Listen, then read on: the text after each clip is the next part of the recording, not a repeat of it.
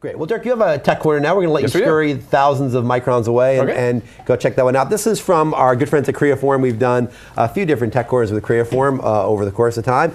This is their GoScan 20, which is an interesting new product from Creaform, and Dirk's going to take a look at it right now. So, Dirk, take it away. Yep, well, thanks, Mike. As you said, we were going to look at another product from Creaform. We looked at a product from Creaform a couple weeks ago. It was the HandyScan, which was a laser scanner. Today we're going to look at the GoScan 20. It is part of two products. So there's a GoScan 20 and a GoScan 50. We'll get to the difference between them in just a few minutes. But rather than a laser scanner, the GoScan is a structured white light scanner. And if you don't know how those work, let me show you really quick kind of what the deal is. We'll go to the gauge cam here. And looking at, get this centered here, here we go. Basically what you've got is you've got a projector here in the middle. And what this does is this projects a pattern onto the object that you're measuring. And that pattern wraps around any features, conforms to whatever the object is. And that deformation is being recorded by two cameras, actually three cameras in this case. We're doing a triangulation method, right? So you've got a pattern that's projected onto the part. You've got two cameras, monochrome cameras, and one color camera. Now, this is the difference between this GoScan and the old GoScan that we covered about a year ago. The old GoScan was monochrome. The new GoScans are color. Now, there's a couple other things going on with the new GoScans. They're lighter, they're more rugged, they're faster. That's in conjunction with the VX Elements software, and they're still available in black. Sorry about that. What we're going to show you right now is actually how we're going to do a scan. Now, as we've shown you with other Creaform scan products, the HandyScan and the GoScan, you don't need to fixture. I could just hold this, take the scanner, take my part, sit there and scan this. That is possible to do. With a smaller object, it gets to be a problem because you tend to get your hands in there. Also notice, if we go back to the gauge cam here, there are no targets on this. I shouldn't say there's one target, but basically what the scanner is looking for is the actual features. So as it's scanning, it is collecting the data, the scan data, from the object, comparing it in real time to the geometry of the features that it has already collected, and it is stitching those together in real time with no targets. Now, this works as long as you have a lot of features on there. If you don't have a lot of features, then you would have to put targets on there in order to kind of assist the scan. But with the new GoScan, there's also what they call texture. They're measuring color as well, texture or color, so that if there's any color variation on the part, that is also being used to help in the alignment, so that the cameras are seeing not only the geometry of the part, but also any color variation, and that color goes in there along with the geometry to help in the alignment.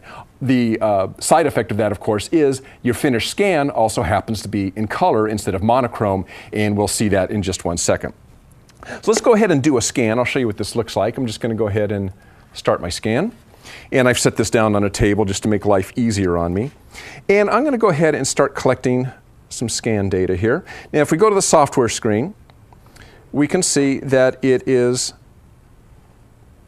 constructing our scan. So remember what's happening here in real time.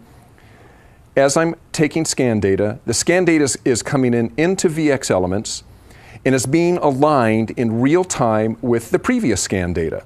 So without any targets, it's actually building up this 3D model. Now, the other thing that we pointed out a couple weeks ago, and that is one of the key things that Creaform likes to point out, is that you're going direct to mesh. There is no point cloud. There is no alignment required. There's no post-processing required. Once I'm done with this scan, I can, if I want it, simply export the mesh as, let's say, an STL file and bring that right into maybe a 3D printer or some other piece of software. I can do whatever I want with it because essentially at that point, it's done. Now, the other thing I want to point out is if you notice on the left-hand side of the software screen, you see a little green bar. That's an indication of my standoff distance. I want to be working about 15 inches from the surface as I'm scanning. If I get too close, that little green bar is going to turn red. If I get too far away, it's going to turn blue. And that's my visual indication that I'm at the right working distance for this for this object that I'm scanning. And let me just scan a little bit more here, make sure I kind of get all the nooks and crannies. And in just 1 second here, I'll tell you the difference between the GoScan 20 and the GoScan 50. It's subtle, but important.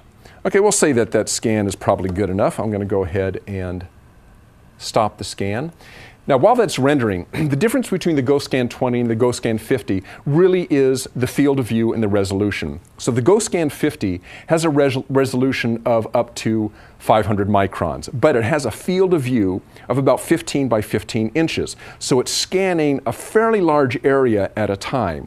The GoScan 20 looks at a much smaller area, maybe about 4 by 6, 5 by 6, something like that. So it's scanning a smaller area, but it can scan at up to 200 microns resolution. So 500 microns for the GoScan 50, 200 microns for the GoScan 20. They both have an accuracy of about 100 microns.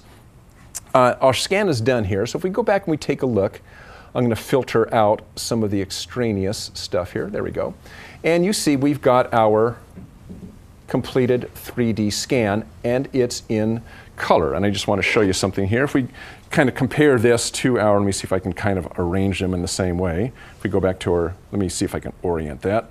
Okay, that's about like that. Yeah, if we switch between the two, you can see we're capturing color, and we've got this nice 3D scan in color. Now, the typical use for this, kind of the market that Creaform saying they really kind of target this toward is, let's say, prototyping, video games, cinema, art. One of their customers was actually Cirque du Soleil, who actually used it, I believe, to scan people in order for the creation of costumes. So this is really a product where you need to get a scan quickly. It doesn't have to be super high resolution, 500 microns, 200 microns, depending on the scanner. And you want to be able to do that scan, export it, and get it out to somebody to use immediately. It might be simply as simple as sending it to a 3D printer. So remember, we finished the scan. That only took a few seconds, right? To convert that, took me a couple minutes to scan it.